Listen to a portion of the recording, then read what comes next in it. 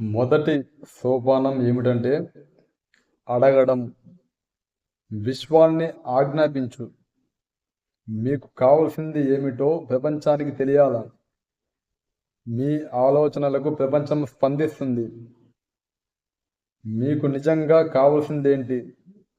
కూర్చొని ఓ కాగితం మీద అదేమిటో రాయండి. అది వర్తమానంలోనే రాయండి. మీరలా రాయడం ప్రారంభించవచ్చు.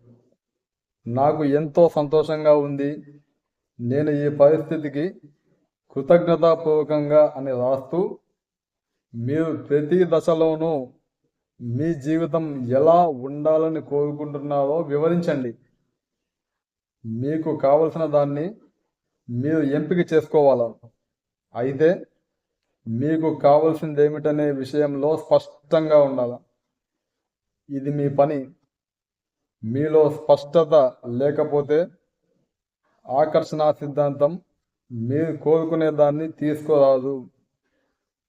మీరు పొంతనలేని అసంబద్ధమైన కోరికల్ని అడిగితే ఆ ఫలితాలు పొంతన లేకుండా ఉంటాయి.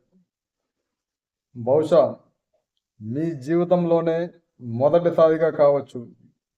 మీకు నిజంగా కావాల్సిందేమిటో దాని గురించి ఆలోచించి నిర్ణయానికి రండి. ఇప్పుడు మీకు తెలుసు, మీకు కావలసినవి పొందగలరు. మీరు అనుకుంటున్నట్లుగా అయిపోగలరు. చేయాలనుకున్నది చేయగలరు. అందుకు హద్దులు లేవు. మరి మీకు ఏం కావాలా? సృజనాత్మక ప్రక్రియలో అడగడం అనేది మొదటి సోపానం. అందుకని అడగడాన్ని అలవాటు చేసుకోండి.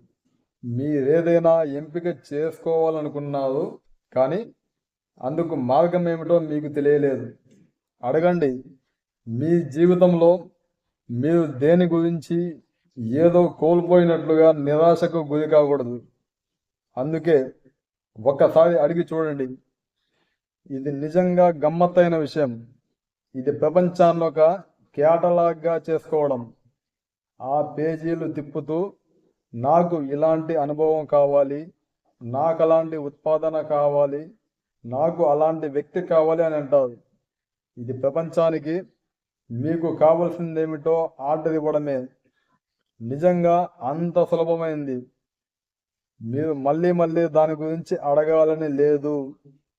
ఒక్కసారి అడిగితే చాలు. అది కేటలాగులోంచి ఒక ఆర్డర్ ఇవ్వడం లాంటిదే. మీకేదైనా ఆర్డర్ ఇస్తే ఒక్కసారి ఇస్తారు. మరో ఆర్డర్ ఇచ్చి అది అందుకున్నారో లేదో అనే సందేహంతో మళ్ళీ ఆర్డర్ ఇవ్వడం, ఆ తర్వాత మళ్ళీ ఇవ్వడం ఇలా ఉండదు కదా. మీరొకసారి ఆర్డర్ ఇస్తారు. సృజనాత్మక ప్రక్రియలో అలాగే ఉంటుంది. మొదటి సోపానం ఏమిటంటే మీకు కావాల్సిందేమిటో స్పష్టంగా తెలుసుకుని ఉండడం. అలా మీ మనసులో స్పష్టత ఏర్పడగానే మీరది అడగాలి, అంతే.